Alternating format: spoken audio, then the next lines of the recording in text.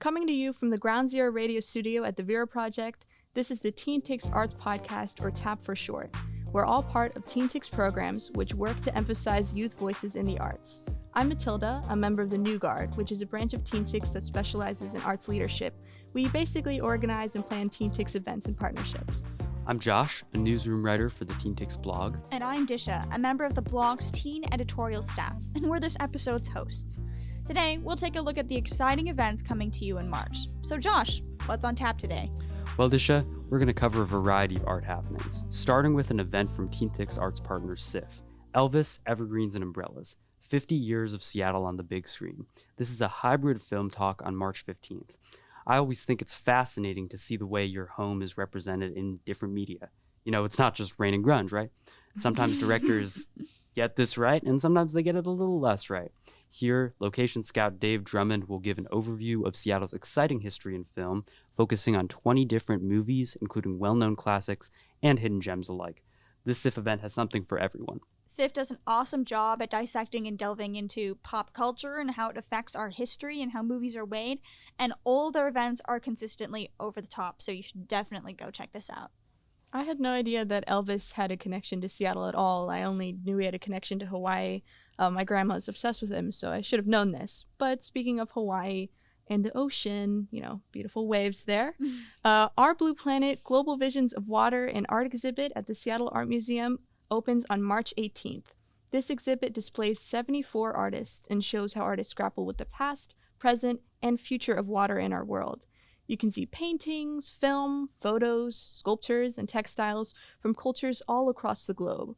I, for one, have always had a love-hate relationship with the ocean because it is beautiful and terrifying, but despite this, I'm very excited to see the exhibit. Definitely, and I don't think this has any connection with the Blue Planet documentary whatsoever, but I love that documentary series, and I'm so excited to see how information like that can be melded with culture in this exhibit.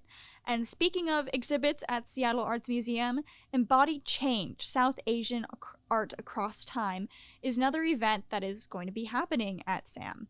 It opened in January, but is still a fantastic opportunity to look at this month.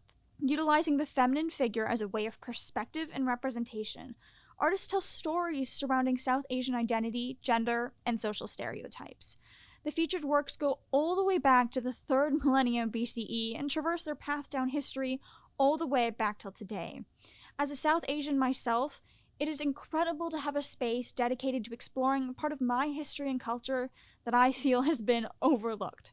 It features some brilliant South Asian artists that cultivated unique ways of expression to display the heart of South Asian culture. So it should definitely be on your to-view list as you hit up all the museums in Seattle. So Josh, what are some other cultural experiences that art viewers can go to? That's a really interesting question. You brought up how with many cultures there are vitally important elements that are often left out of the mainstream narrative. One of these elements is that Indigenous peoples in the Pacific Northwest have developed and maintained agricultural practices for so long. At the same time, Indigenous communities face some of the highest rates of food insecurity in the nation. History Café, Exploring Indigenous Food Sovereignty with Dr. Charlotte Coté, an event at MOHAI on March 16th, explores this relationship, while looking ahead towards dismantling a legacy of settler colonialism and furthering an Indigenous food sovereignty movement. I think it's really great that MOHAI is doing something like this because I believe that food connects us all.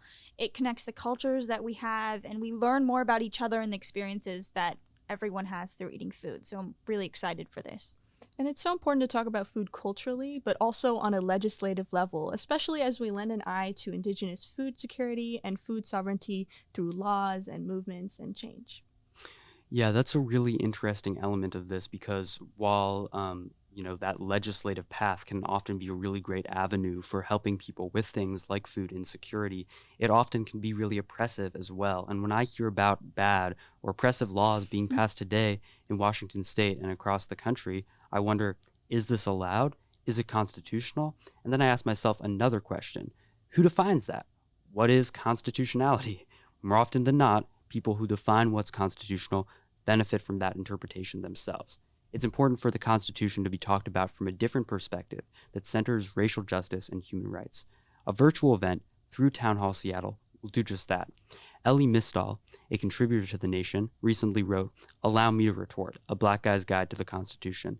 He will discuss his book with Shaun Scott, a writer and historian, on March 9th. I have to ask, what do you mean when you say contributor to The Nation? Well, that's kind of a funny question because, we're all contributors to The Nation in a way, we would think. And Elie Mystal, while he's a contributor to the United States of America, for sure, he's also a writer for the magazine The Nation. Well, he sounds like an incredible writer and storyteller, and as we celebrate Black storytelling, I have another event for everybody, both virtual and in person this time. The inaugural Next Narrative Monologue Competition regional finals are coming up, and they're happening at the Seattle Repertory Theater. The competition was started by a nonprofit regional theater in Atlanta to celebrate the rich tradition of Black storytelling while giving voice to bold artists from all cultures. Come watch these young playwrights as they perform their monologues one night only on March 18th. This is an awesome way to support young youth voices through their experiences through the fields of theater and art.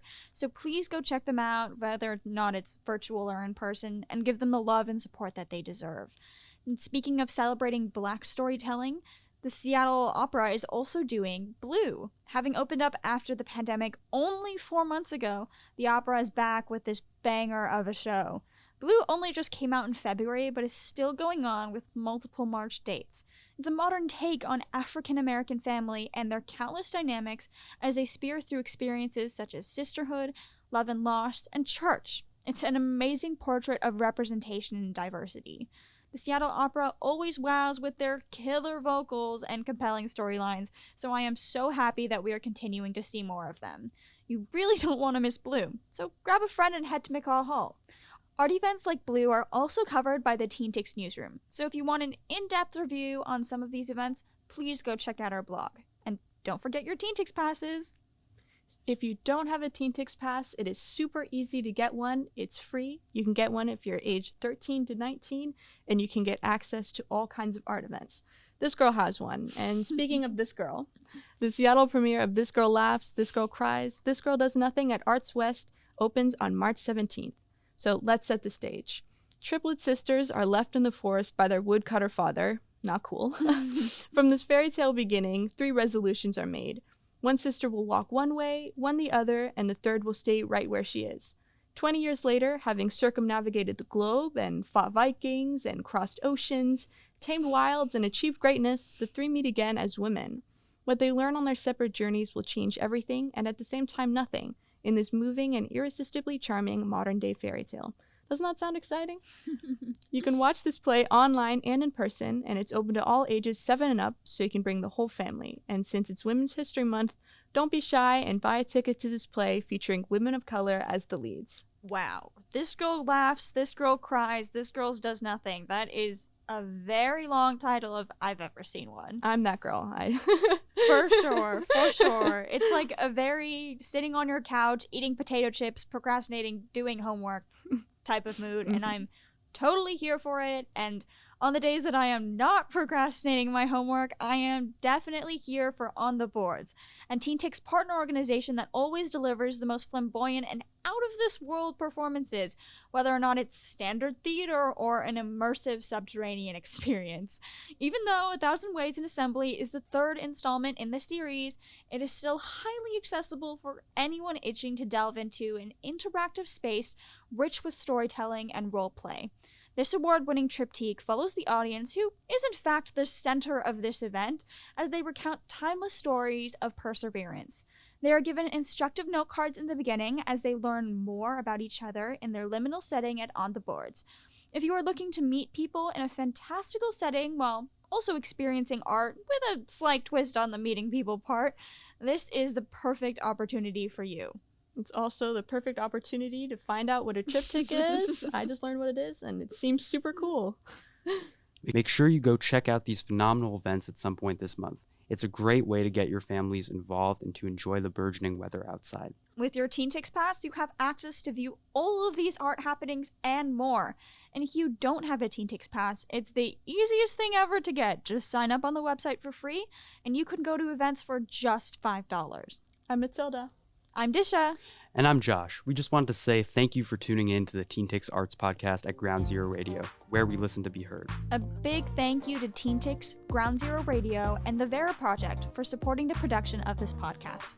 You can find us on our blog at teentix.org/blog or on the TeenTix YouTube and SoundCloud channels. You can find details for each event in the description. The music in this episode is Ain't Basic, brought to you by Totem Star recording artist Zozier. Again, join TeenTix to find out what's on tap next month. Thanks for listening.